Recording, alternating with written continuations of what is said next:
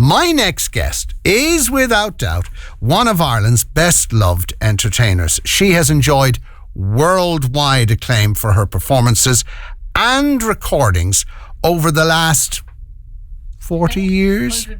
40 years. And just to quote the great singer-songwriter Willie Nelson, he once said of my next guest, Sandy Kelly is one of the top 15 female artists in the world. Sandy Kelly, good morning to you. Good morning, Joe. Thank you for inviting me in. And thank you for being with us today. You've travelled down from beautiful County Sligo, and I was just listening there, How Long Will I Love You? It's taken from the new album, Leaving It All Behind. Mm-hmm. And you and I, we were chatting recently, and I'm a huge Mike Scott fan, and that's a wonderful, wonderful song. But the video and the song, you do a fantastic version of it. I suppose, to me, people connect with songs in different ways for, their own reasons, and that's always a great thing. And for me, when I heard this song, when my son Willie sent it to me originally, it just reminded me of my 9-year-old grandson Frank. How long will I love you as long as the stars are above you? How long will I live through you? How long will I be with you as long as I live through you? Totally different sentiment. And I notice when I sing it live at the concerts, people do connect with it for different reasons. It's just a universal song, isn't it? It is, yeah. And of course the album is great, and there's a Nashville link once again to the album. Why did it take so long? 30 years. To bring out the album? Because I didn't want to record. Right. Just didn't feel like it. Because you and I, we've worked a lot with each other down through the years, and you've been performing away. Isn't that a miracle? On the live circuit, as busy as you want to be, but just didn't go into studio. I often said, I don't know how I'm so busy because I haven't had a record in 30 years. But it just shows you, if you make two good ones, Crazy and Woodcarver, it'll keep you going for a while. But the reason I did the album in the end was my son threw an old guilt trip on me, reminding me that I had a grandson and that he hadn't been around, to witness any of this, and that it might be nice to document my life story, particularly my culture and my childhood and the Fit Up road shows and all of that, which I'm very proud of. And that to go along with that, we would go back to Nashville, to Johnny Cash's Cash Cabin, and record songs that would reflect where I am in my life now and the journey, so far. And that has all come together really nicely. So I'm glad I did do it. I always make the point, especially to the young entertainers that are coming through, if you want to see professionalism in the context of the music industry, the music scene, nobody does it better than Sandy Kelly. But I'm not surprised. Well, no, because when you read the book, you did serve your apprenticeship. I did. With the travelling road shows, with the Dusky Family, with your dad. From, how old were you when you first graced the stage? Well, they brought me home from the hospital and put me into, not a cot, but a drawer in the caravan. And honestly, if they needed a baby in a play or a sketch, somebody ran out to the caravan, grabbed me in the cot and carried me on. So I don't remember gracing the stage. My earliest memories would be of 3 years old, doing my routines every night, my little Shirley Temple tap dance and singing Sailor and What Do You Want to Make Those Eyes at Me For, all those songs, and When You're Smiling, all those songs. And that was a wonderful childhood. And then I was, at 3 years old, the magician's assistant, my uncle's assistant. So the story was that, my grandfather, Dusky Dan, and my grandmother, Maggie O'Day, who sang country music and yodel, and my father and all his siblings, if you were on that show and part of the family, you had to do something. There was no freeloaders. There was absolutely, you didn't even You're now part of the family. You have to earn your crust here. You have to pay your way. In fact, my grandfather was not pleased at all when my dad married a normal person, if you like. Or as they would call them, jossers, people that didn't qualify. Because she might not be able to contribute. So, and isn't it an amazing, you used the word culture there, and I'm glad, we know younger people listening this morning, and they're already probably turning to their parents and saying, what are they on about? What is she talking about? Traveling road shows. And I think I just about probably caught the tail end of it myself. I was trying to think about this last night. Can I remember the traveling road shows? And I think I can just about remember the tail end of it. But it brought such huge excitement to rural Ireland, small communities, because there was drama, there was music, there was dancing. Sequence. That was it. You had it all. Had it all. And I mean, this was at a time when people didn't have TVs in their living rooms. Yeah. And they weren't living near a cinema or anything like that. So when I have great memories of going with my dad to put up the posters and the great excitement of the young children gathering around to look at this. And of course, everything on that poster was exaggerated. I have some of them in the house. You know, the magician looked like Houdini, and you know, it was just like all glamour and Hollywood. And they were all excited about waiting for this to travel to town. So when my grandfather's Fit Up Roadshow would travel into your area, every night that tent was packed. And people, he would stand on the door with a leather bag. I used to stand beside him over his shoulder to collect the money. And he was very good. People turned up with could be 20 kids in some cases, you know. And they wouldn't have any money, but they'd bring food. So we'd end up. And I was just thinking, because this is all again, it's a movie we only talked about fairly recently on the show. Shane Connaughton told the story. It was set in Red Hills, where they have that beautiful. I suppose it's a fair green of sorts right in the middle of Red Hills, and the travelling show comes to town, and the excitement and all the, I suppose, the glamour that it brought with it. And again, it was the only form of real entertainment in the absence of radio and television that they could look forward to. My grandfather, he was so clever. I picked up all the tricks, I think, too. You're saying I was lucky. I was like a sponge. Yeah. And so from a very early age, I was surrounded by all of this. I would spend my days filling in the big spaces on the scenery with my dad, because he, we had the Wild Colonian Boy, Noreen Bawn, all these fabulous big plays. And I would spend my days painting with my dad. But then my grandfather, he came up with this idea that he would have one male, one female local act. Like some of our actors would get sick suddenly, and there would be a bulletin put out for somebody local.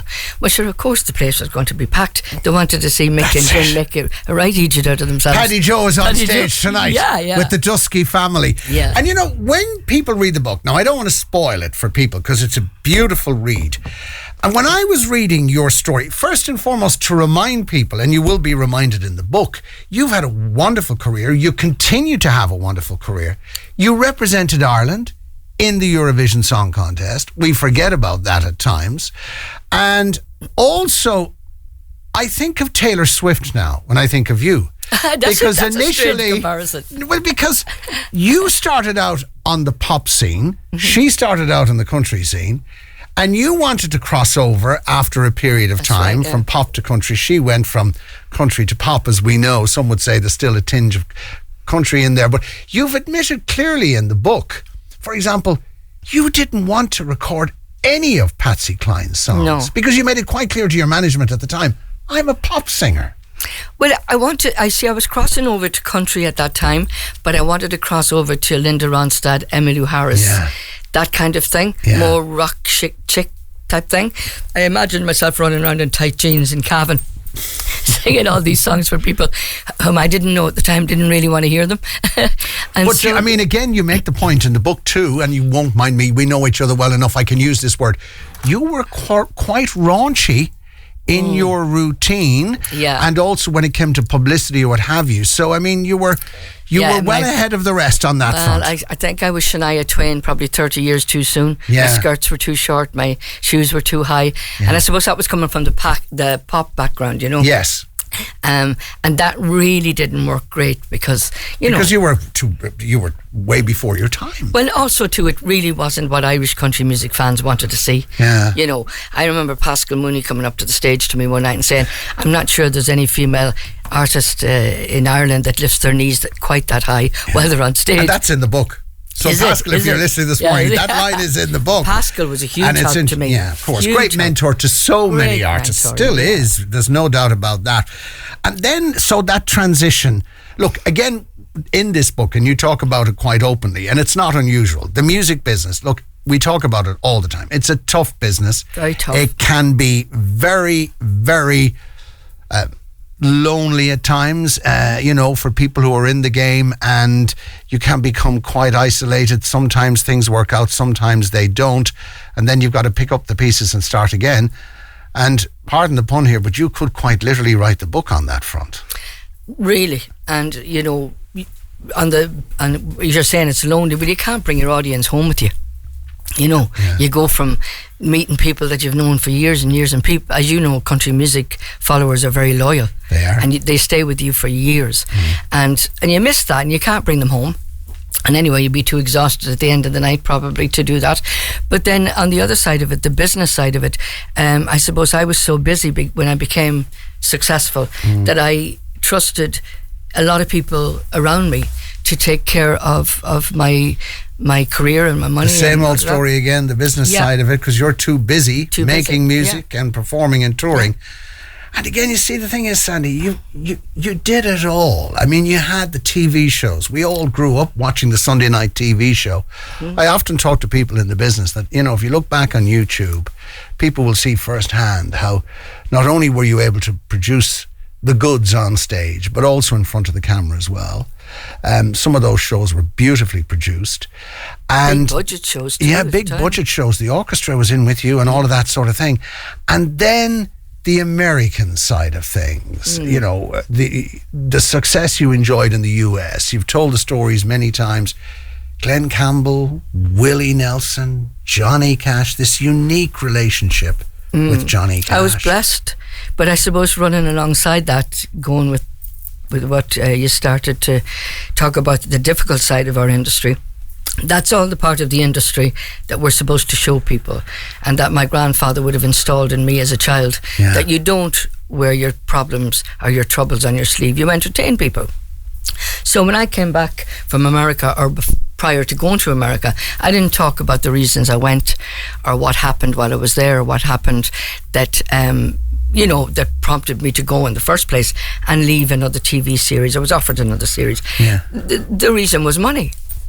I couldn't pay my bills. I was the number one female singer in Ireland, 800,000 people watching my show on a Sunday night. I couldn't walk into a shop to buy a bag of sweets without people wanting to say hi and whatever. And I could not put oil in my central heating at home in the house for my 2 children. That was the reality that I was living. And then when I went to America, I signed the contract with the manager from hell, you know. And I didn't go, I think people thought, I went to America to go work with Johnny Cash and whatever. Of course, that was wonderful. That wasn't the reason. I didn't have a choice. I had to leave my children and go to try and make some money. And you had to, and again, this is documented in the book, having to reinvent yourself so many times, and you did so successfully. And that's why I was saying to you off air, just looking at the local connections in the book, you know, I'm thinking of Kevin McCooey and the Big Tom connection in Castle Blaney. One of the great gentlemen of the business. Good morning to you, Kevin, if you're still listening. And I'm delighted to see you mention Marion as well, because we all knew Marion, and, of course, you know, and having to start again and again, pick up the pieces, as I said, and get going again. So great determination. I'm still doing that. But still great I'll determination. I'll be 70 in February, and I'm still reinventing myself. Yeah, unreal. Isn't that good, though? But where do you draw that strength from? Do you know what? The baby that was in the cradle. Yeah. It's just in me. Yeah. You know, and even if it's the dusky in you. It's the dusky in me. And I can't help it. And, you know, I'll be kicking and screaming, being dragged to the studio to record Crazy, and kicking and screaming to write that book. And no, I'm going to be 17. I'm not doing this. I've been doing it 150 years. But as soon as somebody rings up and goes, will you come up to Shannonside and talk to Joe Finnegan? I have the coat on and I'm out the door. I know. Talk to me. Now, again, I discussed this with you off air, because you tell the story, so you're a wonderful storyteller, and you really do tell. I didn't know that before. No, you are. You are a wonderful storyteller, and you've told the story so many times about Johnny and the interview somewhere in Cavan. The call comes in. Hello, it's Johnny Cash. I want to talk to Sandy Kelly. Blah blah blah blah blah. So we were doing a bit of research in the run up to this interview. Now the general consensus is that you were doing the interview on Ironside Radio, which was a much loved and much listened to pirate radio station in this region. I remember it. The late P.O. McCann, for example, worked with Ironside. Ollie Clark, formerly of this stable, this parish, worked on Ironside. But then someone sent me a text last night to say, no, it was CCR.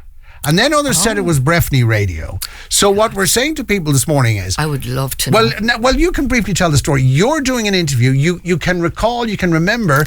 It was on a pirate radio station somewhere in Cavan. Yeah, see, I got into my car and I was promoting Crazy. Remember, you could go around with Joey singing and knock on the door. Yeah. And so the reason I don't remember especially which one it was, because I did a number of them. I know. So I was just driving and stopping. And we went in, knocked on the door, said to the DJ, look, my name is Sandy Kelly and this is my new single. Will you play it? And he said, come on in and we'll have a chat. I was sitting there, we had the chat, and as we finished I could hear a phone ringing in the background. I didn't pass much heed, I was gathering up my bag and stuff, and he went to answer the phone, and he came back and he said, there's some fellow with an American accent looking for you on the phone. Now I'm in Cavan in a pirate radio station, no social media like that. I know. Yeah. And I thought to myself, yeah, right. So I said, hello. He said, hi, this is Johnny Cash. Is that Sandy Kelly? Yeah. And I said, no, it's Dolly Parton. Pull the other one. And he said, no, this really is Johnny Cash. And I said, yeah, right. And this went on. And I said, Jesus Christ, are you really Johnny Cash? Yeah. He said, hon, I've been trying to tell you that for the last 10 minutes. And then he went on to say that I almost fainted. The disc jockey nearly did faint because he had just answered the phone to Johnny Cash. I'm dying to know who the disc jockey was. If you're listening to us this morning, come on, let's give anything. I know. So who was the disc jockey in Cavan, pirate radio station 087 1200 900? And of course that was the start of a very special relationship. Isn't it amazing though that I have told that story quite a bit, that the disc jockey or the DJ, please God he's still with us, that wouldn't have said something or come forward or Yeah, we'll see. The other story, we worked together a few years back on a concert tour with Patrick Feeney, and you were the special guest on it, and you used to tell a fantastic story about the 40 Shades of Green. Oh, yeah. And people, when they're listening to the 40 Shades of Green, they always ask the question, well, it all makes sense, and he's, okay, place names and this, that, and the other, but where does Shalimar come into the mix? Yeah. And you shared the story that he shared with you where... But I asked him. Yeah. I said, it's great, you knew all the names of the different places, but do you mind if I asked you where's Shalimar? Yeah. He said, that was the perfume I bought you in the duty free. In the duty free, so the breeze is sweet as Shalimar. Yeah, and actually I found a piece of video last week because we're getting the new video ready for coming. We have a beautiful new version of Woodcarver on the new album. Wow, fantastic. Same voices. Yeah. They brought... Rearranged though. They brought... In Johnny's... Have you? I have, yeah. In Johnny's son's studio. Yeah. So Johnny's son and my son brought in the tape, and it was eerie, to hear it now all these years later. And they had Marty Stewart in, and they had Garrett Brooks guitar player. Everybody circled around playing with this. Yeah. And Jesus, didn't the next thing, I'd forgotten all these years later that myself and Johnny were kidding about in the studio and chatting and talking, and there was my son and his son, and nothing ever went on like that, but I was wondering what the hell did we say. I know, but when you think of, I'm even thinking of George Hamilton IV as well. Oh, what a gentleman as well. You toured with him. Over 25 years. I actually interviewed both of you in studio. Yeah, you did, yeah. Centuries ago. You won't mind me saying that. The Patsy Cline show. The Patsy Cline show. Yeah. Which again took you not only all over Ireland, but all over the UK as well. Yeah. We actually went to the West End with that, which was never even on a list. But that's... that Woodcarver and all of that magic that came with that and that song, and that started in a pirate station in Cavan. Isn't it unbelievable? Yeah. And we'll see what comes in following our appeal this morning. And then again, you write extensively in the book. We won't go into it in detail this morning. It's been well documented. You've had a lot of tragedy as well.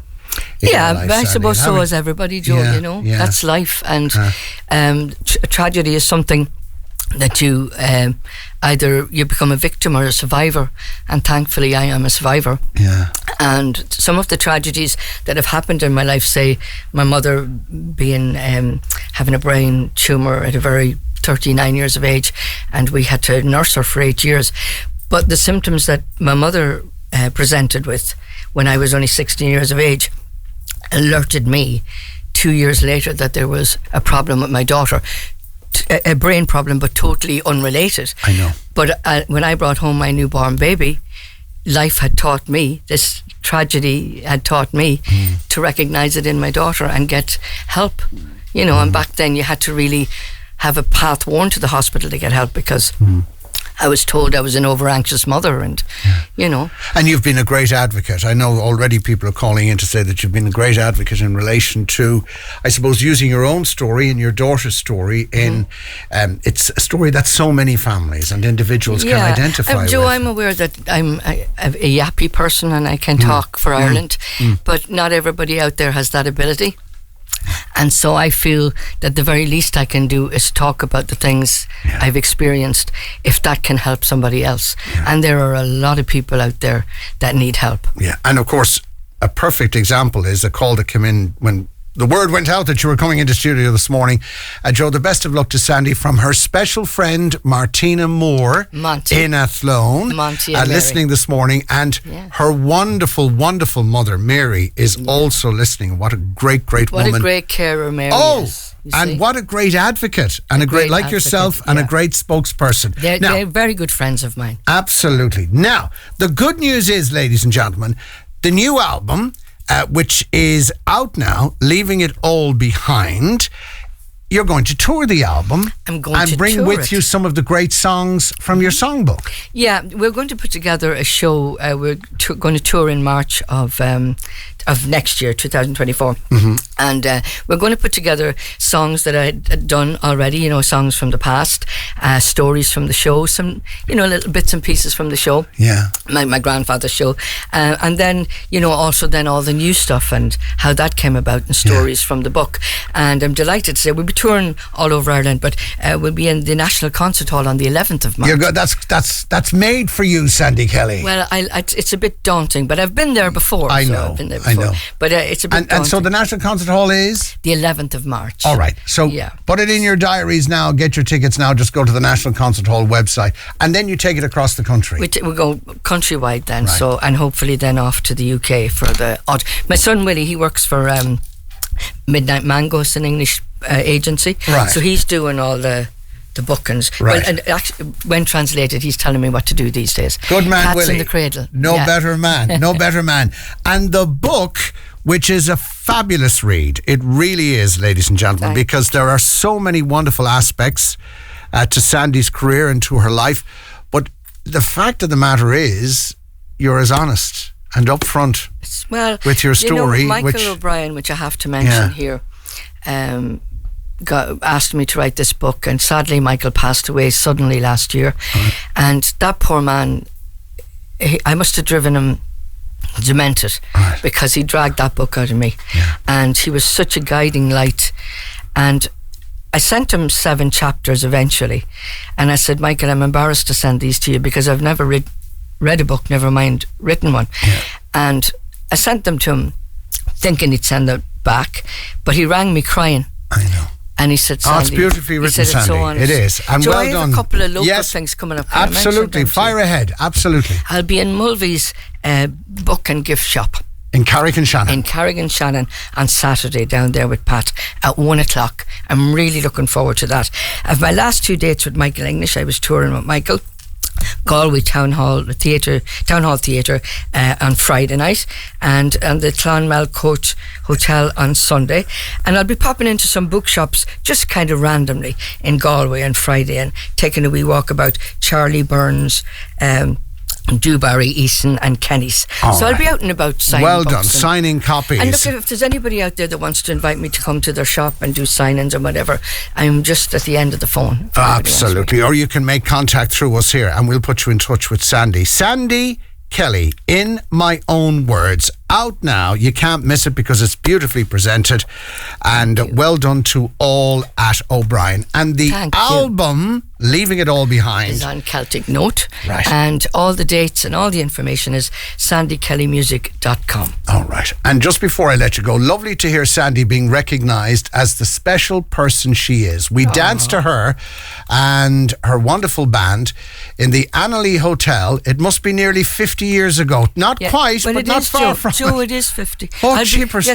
I joined the Fairways when I was 19. Right. And I'll be 70 in February. Oh, right. So it's there you 50 go. Years, And that comes in from Bernie and all friends. Thank you to everybody. And thank you to all your listeners, Joe. And thank you so much for coming in. It's been a real pleasure. Thanks indeed, Sandy Kelly. We'll take a break.